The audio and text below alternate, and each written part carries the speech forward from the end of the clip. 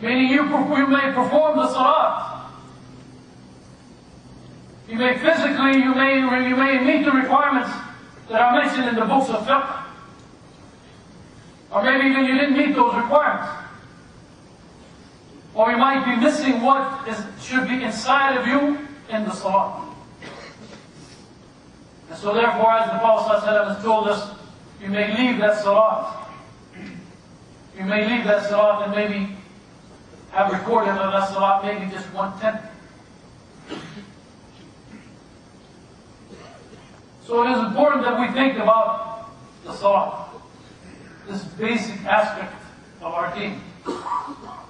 And whether or not we are actually praying it in the proper manner and benefiting it and having it benefiting from it and having it affect us in the way and the proper manner that it should have an effect on us. And we can see that in our deeds. We can see that in our behavior as soon as we leave the salah. We can feel whether or not actually the salah meant anything to us or not. Inshallah, in the few minutes that we have remaining for the khutbah, I'd just like to mention a couple of aspects that inshallah maybe will help us in the salah. And one of the most important of those aspects is to have an understanding and to be thinking about what we are saying in the salah. In particular, Surah Al-Fatiha. Surah Al-Fatiha is an essential aspect of the salah. In fact, in the Hadith al-Qudsi, Allah subhanahu wa ta'ala refers to Al-Fatiha as a salah. I have apportioned the salah between me and my abd.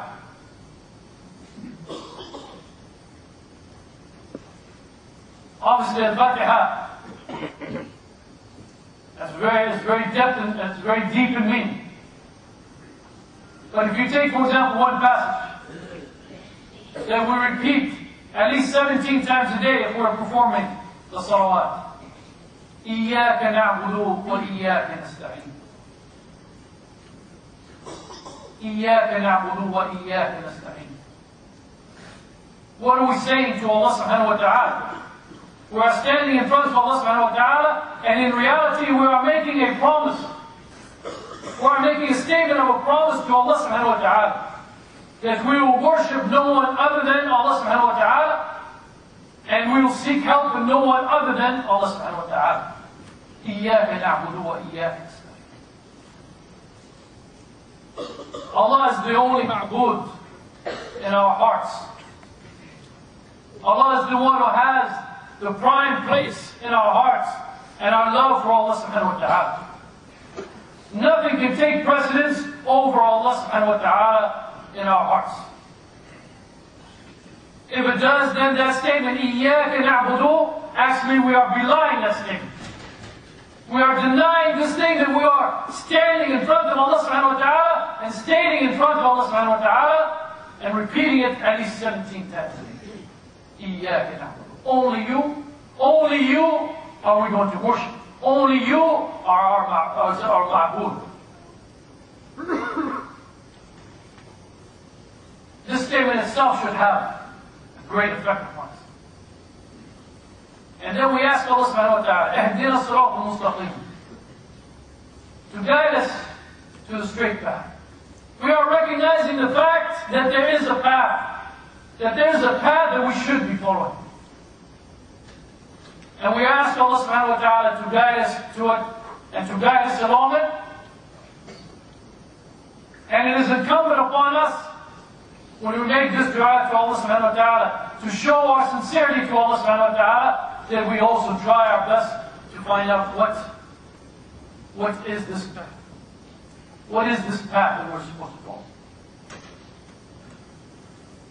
And we know that it is the path not of al-maghdubi alayhim and not of al-dhalin. However, these two groups they received, when you think of worldly bounties, when you think about worldly blessings, these two groups they receive lots of worldly bounties. The kuffar, they receive lots of worldly bounties. The ni'mah, the bounty that we are asking Allah subhanahu wa ta'ala, when we say الَّذِينَ أَنْعَمْتَ عَلَيْهِمْ, that bounty that they have received, we're not talking about worldly bounties.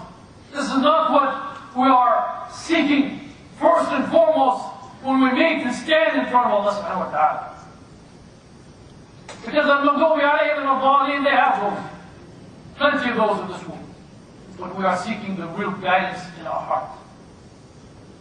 We are seeking the real guidance in our heart and that closeness to Allah subhanahu wa ta'ala and the pleasure of Allah subhanahu wa ta'ala.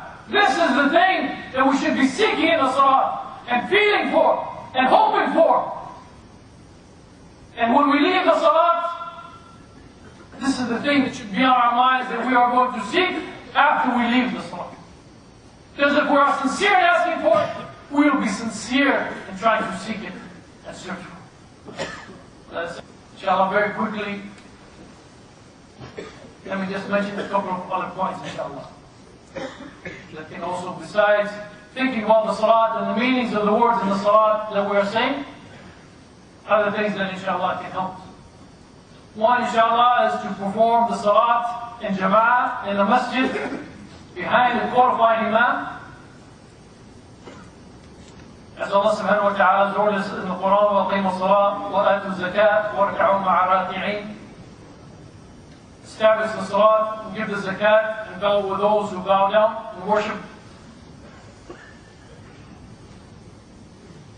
Many people I have spoken to when we discuss this issue, they feel that when they come to the salat and when they pray behind an imam who's leading the salat properly, they feel the salat is different. At home they might pray quickly, their goal maybe is just to finish. But when you come and you're behind the imam and he's fulfilling the responsibilities of the imam, he will make you go through all of the steps properly. And inshallah, when he does that, he will make you think about what you're saying and what you're doing, inshallah.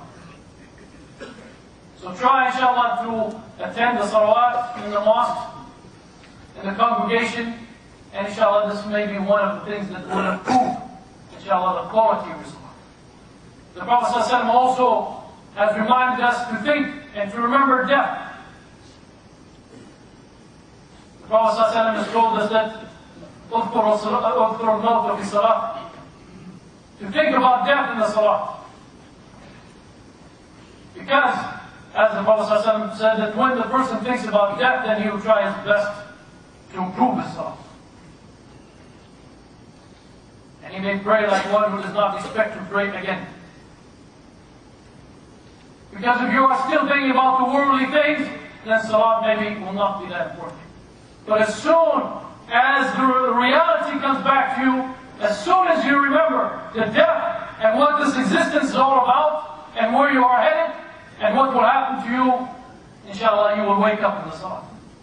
You will begin to think about what you're doing in the salah, and why you are in the salah, and who you are standing in front of in the salah. And all of those things, inshallah, will help. And even the aspect of making sure that you are praying in the proper fashion. You are performing the salat in the manner that the Prophet ﷺ taught us. This is not just a physical thing, that now you raise your hands, now you bow, and so forth. But when you make sure that you are performing the salat in the way that the Prophet ﷺ performed it, then you feel confident. You feel like you are worshipping Allah subhanahu wa ta'ala in the manner and the way that Allah subhanahu wa ta'ala wants you to worship. You are performing the salat in the manner and the way that Allah subhanahu wa ta'ala has commanded human beings to perform. And you can feel, inshallah, that inshallah, Allah subhanahu wa ta'ala is going to be pleased with you. Because you have done your best to make this principal action in the best way possible for the sake of Allah subhanahu wa ta'ala. And you've gone out of your way to make sure this is, to the best of your ability, this is the way that we are supposed to perform the salah. The Prophet ﷺ has also told us that the first thing that we'll be held accountable for on the Day of Judgment is the salah. And inshallah, if it is good, the rest of our deeds will be good. And I'll just end with one last hadith of the Prophet ﷺ.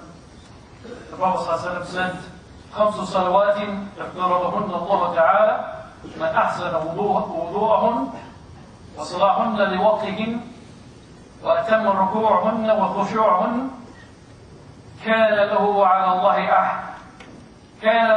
الله عهد أن يغفر له ومن لم يفعل فليس له على الله عهد إن شاء غفر له وإن شاء عذبه.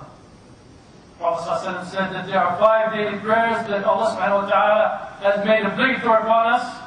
Whoever does their wudu properly and well, and prays them in their times, and completes their bowing and their submission and their humility to Allah subhanahu wa ta'ala in the salat, then he has a pact, he has a covenant, a promise from Allah subhanahu wa ta'ala that Allah subhanahu wa ta'ala will forgive him. But if he does not do that, then he has no pact, no covenant with Allah subhanahu wa ta'ala. Allah subhanahu wa ta'ala may forgive him, or Allah subhanahu wa ta'ala may punish him.